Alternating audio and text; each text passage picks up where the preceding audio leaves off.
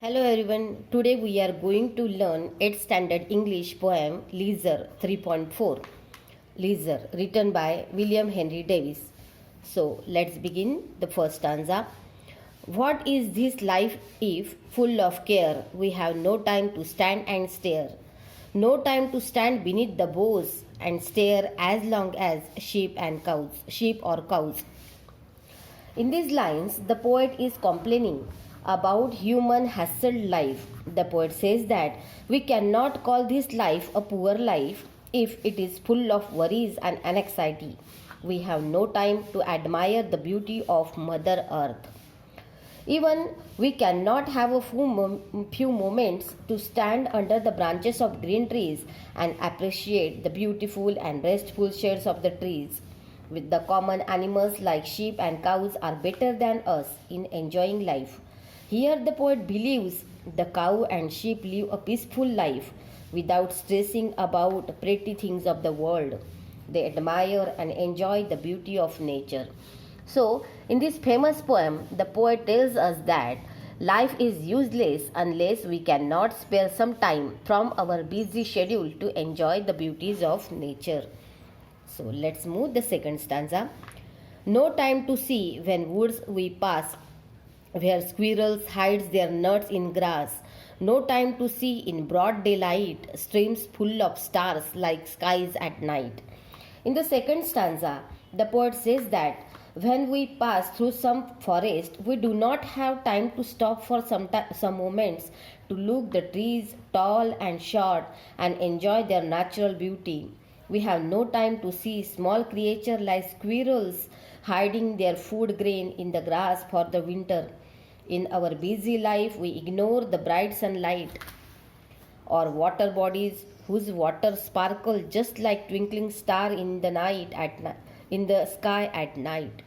So we have no time to see the beauty of nature. So the poet regrets our human life and he says that our life is useless. Let's move the third stanza. No time to turn or at beauty's glance and watch her feet how they can dance. No time to wait till her mouth can enrich that smile her eyes began. So, in the third stanza, nature has been personified as a beautiful young girl who is dancing cheerfully. The poet says that we have no time to look at the dance of this beautiful girl. The feet of the dancing girl are attractive, but we spare no time to look at these feet as how they dance. In our hurry, we don't notice the smile of that beautiful young girl, the smile which has started from her eyes and would reach her lips soon. So, in the third stanza, the poet says that we have no time to see the beautiful dance of the young girl who dancing cheerfully. The poet says that we have no time to look at the dance of this beautiful girl.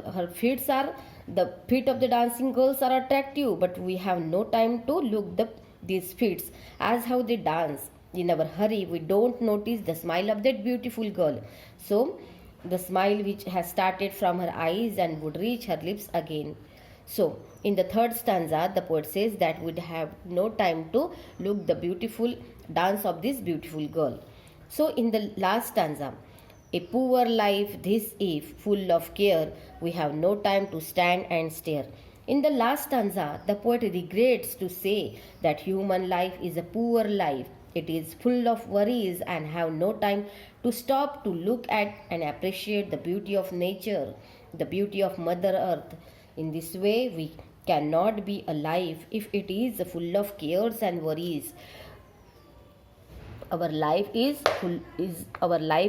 poor life.